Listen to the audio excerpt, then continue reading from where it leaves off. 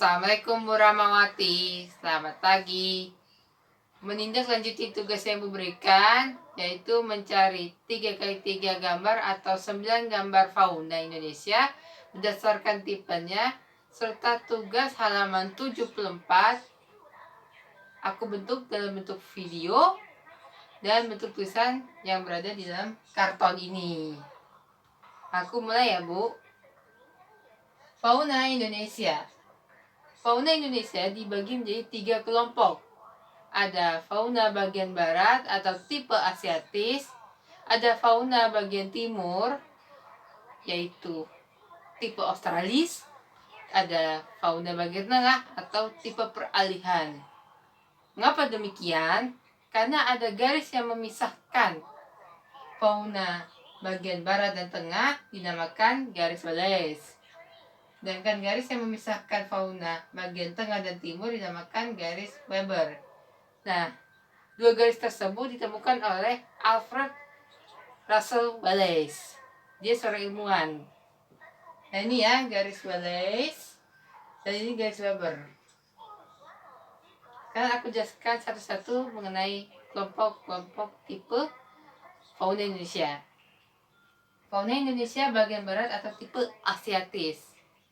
Nah, ini mencakup wilayah Sumatera, Jawa, Bali, Kalimantan. Ciri-cirinya, mamalnya berukuran besar, seperti gajah, macan, tapir, badak bercula satu, banteng, kerbau, rusa, babi hutan, orangutan, monyet, dan bekantan, dan lain-lain. Lalu ada berbagai jenis reptil, seperti ular, buaya, tokek, kadal, biawak, bunglon, kura-kura, dan terenggiling. Nah, ini ada berbagai jenis burung. Ini sedikit yang berwarna indah, namun banyak yang suaranya merdu, seperti burung hantu, gagak, jalak, elang, merak, kutilang, enggang, parkit, dan berbagai macam unggas. Lalu ada berbagai macam ikan air tawar seperti pesut. Nah, itu sejenis lumba-lumba ada di Sungai Mahakam. Lalu ada berbagai jenis kera. Lalu ada fauna endemiknya juga, seperti badak bercula satu, burung merak, jalak Bali, orangutan. Dan ini tidak ada binatang berkantung ya. Lalu ada fauna bagian tengah atau tipe peralihan. Ini mencakup wilayah Sulawesi, Maluku, Timor, Nusa Tenggara, dan beberapa pulau kecil yang ada di cakupan wilayah tersebut. Nah, beberapa ciri-cirinya ada hampir sebagian besar didominasi hewan endemik yang tidak terdapat di wilayah Indonesia lain ataupun di dunia.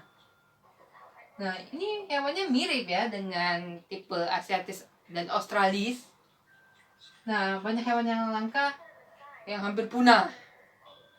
Nah, karakteristik faunanya ini tergolong sebagai sisa hewan purba yang mampu bertahan. Nah, fauna yang menghuni wilayah ini antara lain babi rusa, anoa, monyet sabah, kuda, ikan duyung, kuskus, sapi, beruang, monyet hitam, tarsius, dan banteng. Ini ada beberapa jenis reptil seperti ular, buaya, komodo, dan biawak. Ada berbagai jenis burung seperti burung dewata, ada mandar, rangkong, maleo, raja udang, dan kakatua duri. Lalu ada fauna bagian timur atau tipe Australis. Ini mencakup wilayah Papua, Halmahera, dan Kepulauan Aru. Nah, ciri-cirinya terdapat hewan berkantung seperti kanguru, walabi, kanguru pohon. Lalu ada mamalia berukuran kecil seperti kelelawar, beruang, kuskus. Lalu sedikit jenis ikan air tawar. Lalu ada berbagai jenis burung berbulu indah. seperti burung cendrawasih, nguri, kasuari, raja udang, dan namdur. Lalu ada fauna endemik seperti landak irian. Nah, kera sangat minim ditemui di wilayah ini. Nah, ada kadal salamander juga. Nah, itu ada yang dapat ku presentasikan mengenai fauna Indonesia. Untuk tugas gambar mengenai fauna bagian barat, tengah, timur, serta halaman 74, kita lanjut ke video berikutnya. Baik, sekarang kita masuk ke tugas, yaitu mencari 3x3 gambar atau 9 gambar fauna bagian barat, tengah, timur, serta tugas halaman 74. Nah, aku gabung ya Bu, karena berkaitan. Khusus untuk tabel pertama halaman 74, itu di gambar ada 9 fauna. Sedangkan aku dapat informasi bahwa faunanya harus 10. Jadi untuk tabel pertama aku tambah fauna 1 ya. Yang unggas. Nanti aku jelaskan. Aku mulai ya. Jenis fauna mamalia berukuran besar, yaitu harimau Sumatera. Ini ya, harimau Sumatera. Nah, asal kelompok faunanya adalah fauna bagian barat atau tipe asiatis. Lalu jenis fauna mamalia berukuran besar, yaitu badak bercula 1. Ini badak bercula 1 ya. Nah, ini asal kelompok faunanya adalah fauna bagian barat atau tipe asiatis. Lalu jenis fauna reptil, yaitu ular piton. Nah, ini ular piton ya. Lalu asal kelompok fauna ini adalah fauna Indonesia bagian barat atau tipe asiatis. Jenis fauna burung atau unggas, ini burung kuau raja. Nah, ini tambahannya ya Bu. Nah, asal kelompok fauna ini adalah fauna bagian barat atau tipe asiatis. Lalu jenis fauna mamalia anoa. Ini ya, anoa. Nah, asal kelompok fauna ini adalah fauna bagian tengah atau tipe peralihan. Lalu jenis fauna reptil, yaitu komodo. Ini ya, komodo. Nah, asal kelompok fauna ini adalah fauna bagian tengah atau tipe peralihan. Lalu jenis fauna tarsius. Nah, ini ya, tarsius. Nah, asal kelompok fauna ini adalah fauna bagian tengah atau tipe peralihan.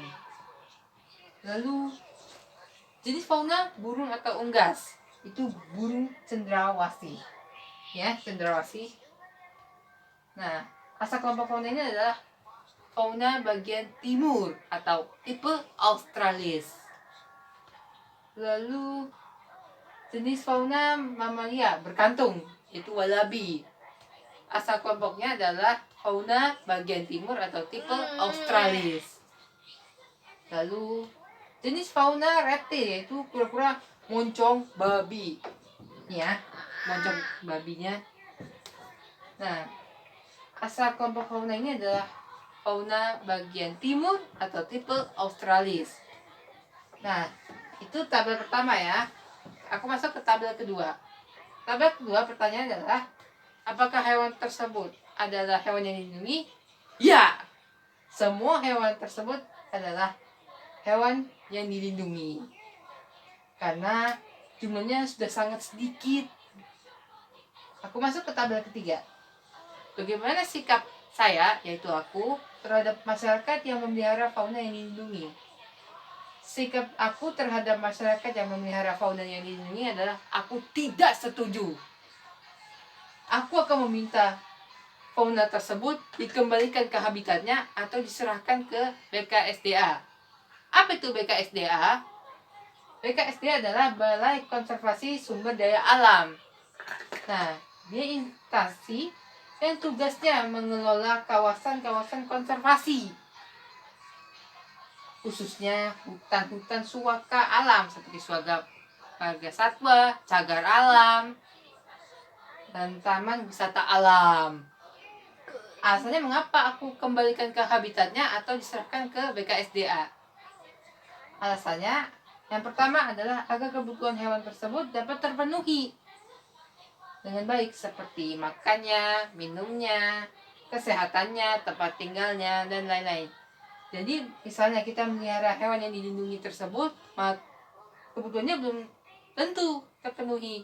Seperti makanannya kurang cocok, bisa mati tuh hewan, punah dia jadinya. Lalu dengan terpenuhinya kebutuhan tersebut, maka populasinya tertambah. Jadi jika kebutuhannya terpenuhi untuk hewan tersebut, maka dia dapat berkembang biak. Jadi akhirnya tidak punah lagi. Lalu menghindari perdagangan hewan ilegal. Nanti misalnya nih ya, ada orang yang mengaku memelihara hewan tersebut, tapi ternyata mau dijual secara ilegal. Itu tidak boleh ya. Lalu tidak mengganggu masyarakat di sekitarnya. Misalnya nih ya, kita melihara ular piton. Kita pergi sebentar, tiba-tiba ular pitonnya lepas dari kandang, makan tetangga kita. Repot kan jadinya.